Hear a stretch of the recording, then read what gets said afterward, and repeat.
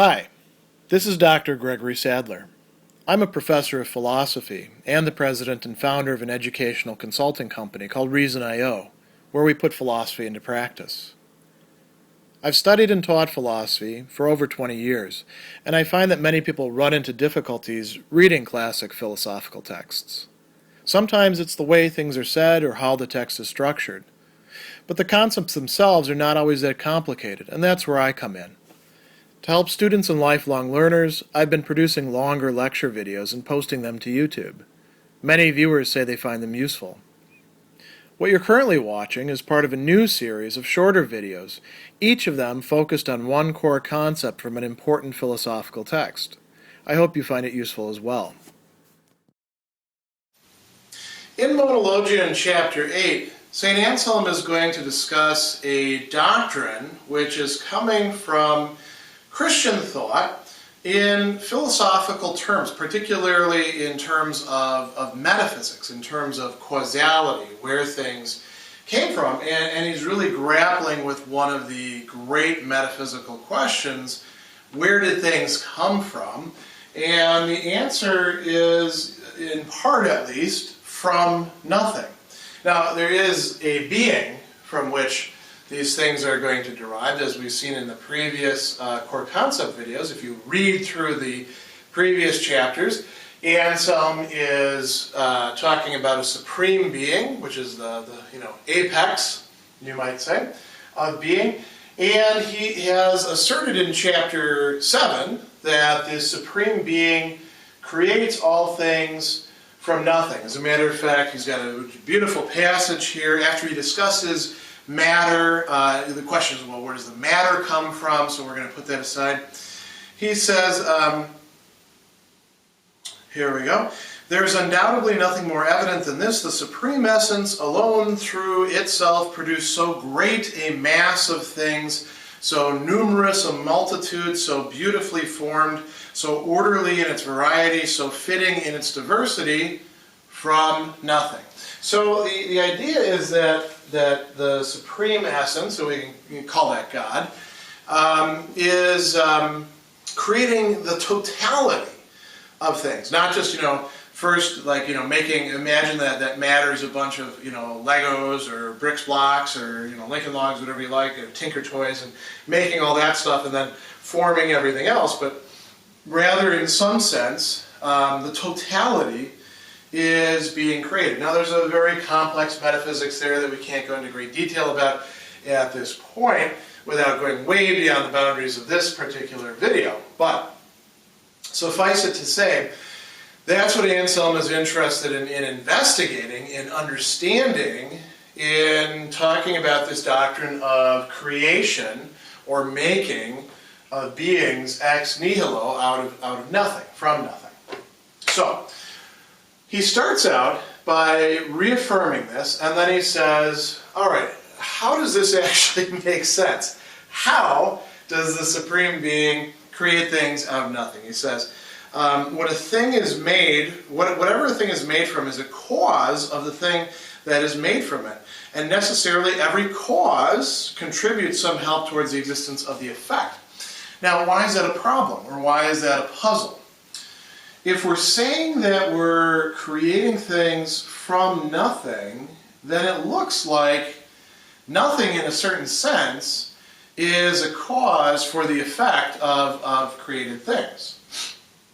So we have to investigate, what do we mean by nothing? And here's where Anselm does some pretty interesting discussion. Now, his conception of nothing is not exactly the same as every other person who's talked about nothing, so no sense leaving comments, merely telling me about somebody else's conception of nothing. Let's see what Anselm himself has to say.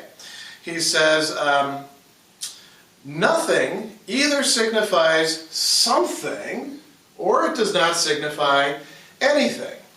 Now, can it be something? Can nothing be a kind of something? He says, if nothing is something, whatever is made from nothing was made from something. So that doesn't get us anywhere. We already understand how things are made from something.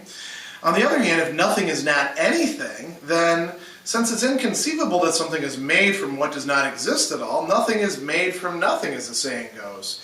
So it seems to follow that whatever exists was in fact made from something, since it was either made from something or from nothing. And we just saw there's a branching off for nothing. So he says, therefore, whatever nothing is, whether nothing is something or is not something, it seems to follow whatever is made from something. But if we accept that, that contradicts what we started with. So we want to figure out then, is there some way that we can conceptualize what nothing is and what making something from nothing is, so that this will actually make sense? So it's not the Supreme Being actually creating things from something, say from matter that pre-exists, or any of these other cosmological explanations that were around at the time.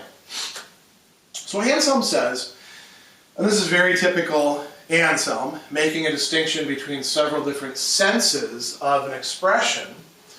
He says there's three senses of this phrase or expression: made from nothing, ex nihilo factum, right? So one of these is that a thing has not been made at all. He says, one way is that we mean what is said to have been made from nothing hasn't been made at all. It's like a case, here he gives some examples, in which a person is asked, what are they thinking about, because they're not saying anything, and they say, I'm thinking about nothing. What do they mean? I'm not thinking about anything. There's nothing, there's no thing, no something that I haven't thought. I'm not actually thinking, period. And so he says, in this sense, if someone were to ask about the Supreme Essence himself, or something that did not and does not exist at all, what has it been made from? One could, in fact, correctly answer, from nothing. That is, it was not made at all.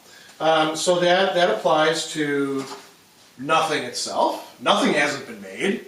There's no making of nothing, right? I suppose you can make something into nothing, but that's not the same thing as making nothing.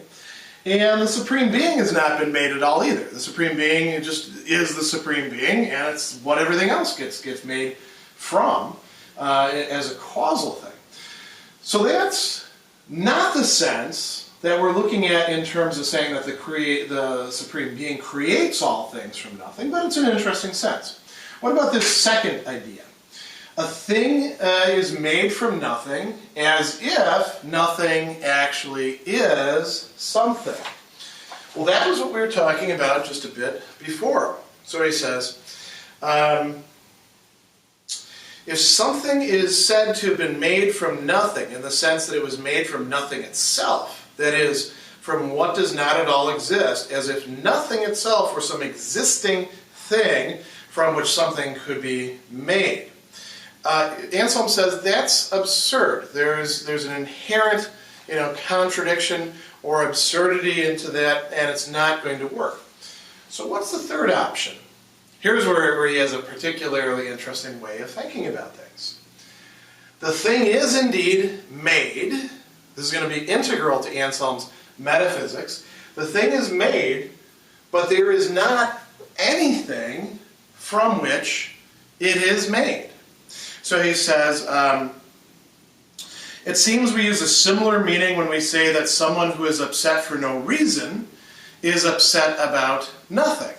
And notice, there's a difference there between the example that he gave of what are you thinking of? I'm thinking about nothing, and being upset about nothing. He says, if we understand our earlier conclusion in this sense, that all existing things other than the Supreme Essence were made by him from nothing, that is, they were not made from anything, there isn't anything from which they were made, in the sense of being given, their full being, he says nothing illogical will follow from that. So that is the explanation that we want to pick.